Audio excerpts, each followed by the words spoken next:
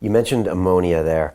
That's a very scary thing to happen on that space station. I was wondering if you tell us, why is that scary? Also, I've heard of other times when space debris is coming in and you get into that ejection capsule and wait. Yeah. That sounds pretty hairy. Yeah. Both of those situations to me.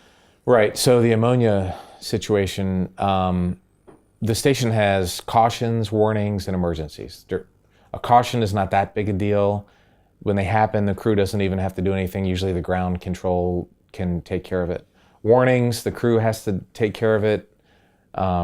It's not, an emergency, but it's a warning. But the emergencies are really serious. You drop everything and it floats, and then you take care of whatever the emergency is. Okay. And there's three. There's a leak, there's a fire, and there's ammonia. We call it toxic atmosphere.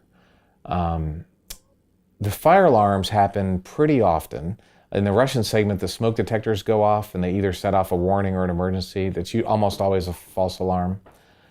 So we kind of see those once a month, or it's not that uncommon to see a fire alarm. The leak would be pretty rare, but you would have time to deal with that. The ammonia is super serious. On the American side, we use ammonia as a coolant, just like antifreeze in your car. Has great coolant properties and can work in space with the temperature extremes. But the problem is, when training, they told us if you smell ammonia, don't worry about it because you're going to die. It's super deadly. Right. It's very deadly. Yeah. Okay. So we were sitting there one day, at the middle of the day, and the emergency alarm went off. Everybody popped out and looked at it. And it's DPDT, which is leak, fire is fire, and ATM or atmosphere is toxic atmosphere. And the ATM button was on. And this had never happened ever in the 15-year history of the space station. We never had a false ammonia alarm. And when I saw ATM, I thought, the atmosphere is leaking? And Samantha was right there and she said, no, that's atmosphere, that's ammonia. It was so unexpected, I couldn't even process that for 2 or 3 seconds. So we put our masks on, we all floated down to the Russian, it's all a memorized procedure segment. We shut the hatch because the Russians don't use ammonia. So the theory is if there's a leak, it'll be on the American side.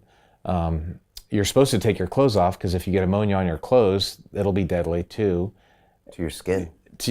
No, to your breathing. Okay. It'd be bad for your skin, but then if you took your mask off, there would be ammonia.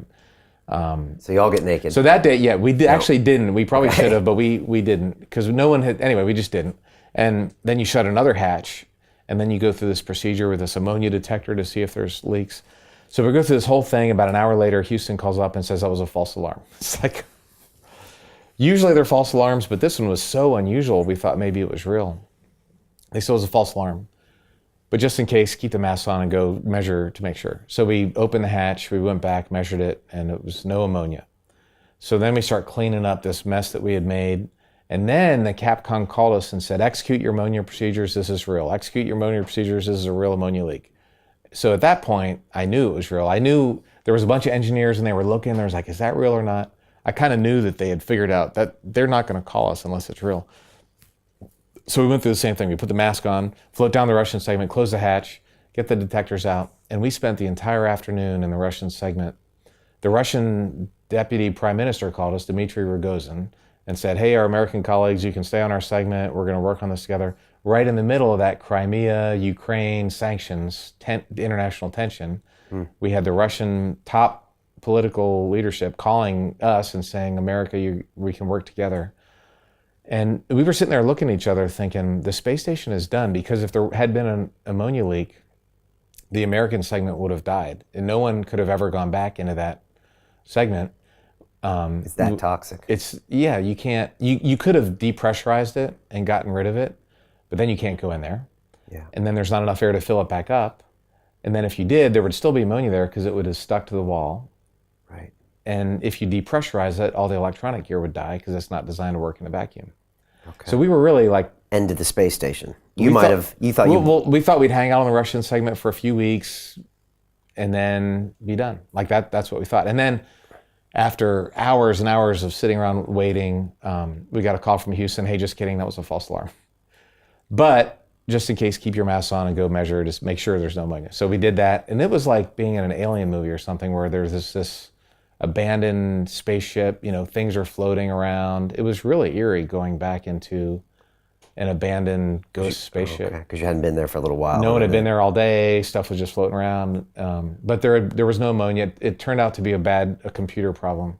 Okay. But the ground team, I learned later, was actually considering venting all of the ammonia, which would have been really half the ammonia, which would have been really bad because we would have lost our ability to cool the stations. So anyway, it was a really serious situation that turned out to be a false alarm, but that was just one of those cases that... You could have been the guy that broke the space station. Yeah. Right. Yep. That was, yeah. And right, with the political drama going on too, it made it even more poignant.